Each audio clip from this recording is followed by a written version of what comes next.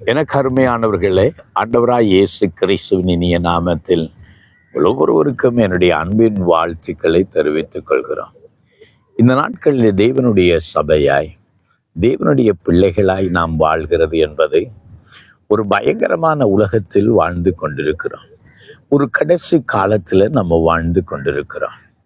இந்த கடைசி காலம் என்பதனால பிசாசு தனக்கு கொஞ்ச காலம் உண்டென்று அறிந்து மிகுந்த கோபத்தோடு சபையை நோக்கி வருகிறான். அந்த ஆண் பிள்ளையையும் அந்த ஆண் பிள்ளையை பெறுகிற ஸ்திரியையும் துன்பப்படுத்த அவன் நினைக்கிறான். இன்னைக்கு சபைகளை சாத்தானவன் ஏதோ ஒரு விதத்துல அழிக்க உடைக்க நினைக்கிறான். பலவிதமான போராட்டங்கள், பலவிதமான உபத்திரவங்கள், பலவிதமான எதிர்ப்புகளை சத்துரு கொண்டு வருகிறான். இன்னைக்கு நாங்க கவனிக்கிறோம், அநேக இடத்துல சுவிசேஷங்களை அறிவிக்க முடியாத தடைகள், அநேக நாடுகள் தடைப்படுத்துகிறது, அநேக கிராமங்களில் பல தடைகள். மத தலைவர்கள் எழும்புகிறார்கள், சில கிராம தலைவர்கள் எழும்புகிறார்கள். தீவிரவாதங்களினாலே கொண்டவர்கள் எழுந்து சபைகளை அழிக்க வேண்டும், உடைக்க வேண்டும், சுவிசேஷத்தை தடுக்க வேண்டும் என்று சத்துருக்கள் பலவிதத்துல கங்கணம் கட்டி கொண்டிருக்கிறார்கள். இன்னொரு பகுதியில சபைக்குள்ளேயே சில பிளவுகளையும் பிரிவினைகளையும் கொண்டு வந்து இன்னைக்கு சாத்தானவன் சபையின் பலத்தை உடைத்து விடுகிறான். அங்கே 2 பேர் ஒருமனப்பட முடியாதபடி, 2 குழுவினர்கள் ஒருமனப்பட முடியாதபடி, 2 சபைகள் ஒருமனப்பட முடியாதபடி, 2 தேவனுடைய பிள்ளைகள் ஊழியர்கள் ஒருமனப்பட முடியாதபடி பிளவுகளையும் பிரிவினைகளையும் சத்துரு கொண்டு வந்து விடுகிறதை பார்க்கிறோம். அன்றைக்கு சபைகளுக்குள்ளும் இவ்வண்ணமான நிலைமை இன்றைக்கு மட்டுமல்ல, அன்றைக்கும் இருந்தது. சபைகளுக்குள்ள பிரிவினைகள் இருந்தது, பிளவுகள் இருந்தது. இதை வேதாகமம் வன்மையாய் கண்டிக்கிறதை பார்க்கிறோம். அவன் இன்றைக்கு சபைகளில பலவிதமான உபதேச குழப்பங்கள், பலவிதமான வஞ்சனைகளை பார்க்கிறோம். நான் அடிக்கடி சொல்லுகிறது உண்டு, சபைகள் எல்லாரும் சபைகள் அல்ல, ஊழியர்கள் எல்லாரும் ஊழியர்கள் அல்ல, போதனைகள் எல்லாம் போதனைகள் அல்ல. இன்னைக்கு நிறைய காரியங்களை நம்ம பார்த்து, வெளியரங்கமான காரியங்களை பார்த்து ஏமாற்றம் அடைந்து விடுகிறோம்.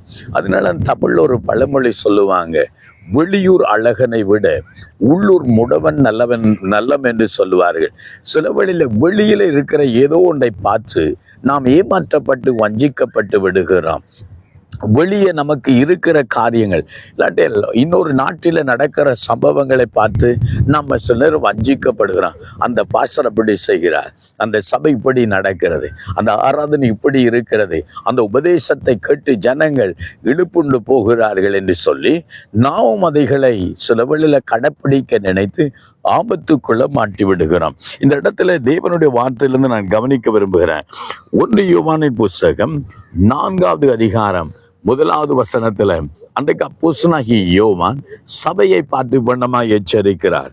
பிரியமானவர்களே, உலகத்தில் அநேக கள்ள தீர்க்கதரிசிகள் தோன்றி இருப்பதினால் நீங்கள் எல்லா ஆவிகளையும் நம்பாமல் அந்த ஆவிகள் தேவனால் உண்டாயிருக்கிறீர்களோ என்று சோதித்து அறியுங்கள். தீர்க்கதரிசிகள் இல்லாமல் இல்லை, உண்டு. நல்ல தீர்க்கதரிசிகள் உண்டு, ஆனால் கள்ள தீர்க்கதரிசிகளும் உண்டு. கள்ள அப்போஸ்தலர்கள் உண்டு, கள்ள வேலையாட்கள் உண்டு. அவை தவறான உபதேசங்கள் இருக்கிறது. ஆகவே நான் யோவான் எழுதுகிற போது சொல்லுகிறார், அங்கே நீங்கள் எல்லா ஆவிகளை நம்பாமல் இவைகள் தேவனால் உண்டாயிருக்கிறோளோ என்று சோதித்து அறியுங்கள். ஒருவன் தீர்க்க தரிசனம் சொல்லும் போது இன்னும் ஒருவன் அதை நிதானிக்க கடவன் என்று சொல்லப்படுகிறதை பார்க்கிறார். அதுக்குத்தான் கர்த்தர் நமக்கு பகுத்தறிவு என்ற ஒரு ஆவியை கொடுத்திருக்கிறார். இது தேவனால் உண்டாயிருக்கிறதா, இது தேவ நாமத்தை மகிமைப்படுத்துகிறதா, இது சத்தியத்தோடு சம்பந்தப்பட்டதா, தேவனுடைய வார்த்தையை உள்ளடங்கினதா இருக்கிறதா, இது கர்த்தருடைய வாய்தான் இதை சொல்லுகிறதா, அல்லது பொய்யான போலியான புரட்டு உபதேசங்களாய் அது இருக்கிறதா?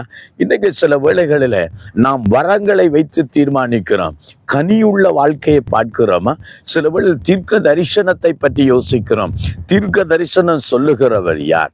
ஊழியத்தை பற்றி பார்க்கிறோம். ஊழியர் செய்கிறவருடைய வாழ்க்கை எப்படி இருக்கிறது, அவருடைய குடும்ப வாழ்க்கை எப்படி இருக்கிறது, அவருடைய தனிப்பட்ட வாழ்க்கை எப்படி இருக்கிறது, அதை நாம் அங்கே சோதித்து பார்க்க வேண்டியவளா இருக்கிறோம். ஆகவே எனக்கு அருமையானவர்களே, இந்த உலகத்தில் நமக்கு ஒரு பெரிய சவால் இருக்கிறது.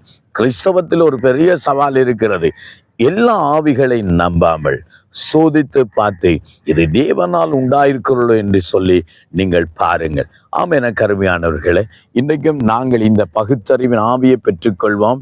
தேவனுக்காக நாம் கடைசி மட்டும் சத்தியத்தில் நிலைத்திருப்போம். நாம் வஞ்சிக்கப்படாதபடிக்கு தேவனிடத்துக்கு நாம் உதவியை நாடுவோம். கர்த்தர் நமக்கு உதவி செய்வார். ஹல்லேலூயா. தகப்பனே, இந்த நேரத்திலும் சபை மக்களுக்காக ஜெபிக்கிறோம். இன்றைக்கு அநேக உபதேச குழப்பங்களை பார்க்கிறோம். அநேக புரட்டு உபதேசங்களை கேள்விப்படுகிறோம். தேவனே, சபை ஜனங்கள் ஆண்டவரே, இந்த புரட்டு உபதேசத்தினால் வஞ்சிக்கப்பட்டு விடாதபடிக்கு தேவனே சத்தியத்தில் அவங்க நிலைத்திருக்க உதவி செய்யும். கடைசி மட்டும் மக்காக அவங்க வாழட்டும். தொடர்ந்து தேவன் நடத்துங்க, காத்துக்கொள்ளுங்க, ஆசீர்வதிங்க. இயேசுவின் நாமத்தில் ஜெபிக்கிறோம் நல்ல பிதாவே. ஆமேன், ஆமேன். கர்த்தர் தாமே உங்களோடு இருந்து இன்றைக்கு உங்களை ஆசீர்வதிப்பார். ஆமேன்.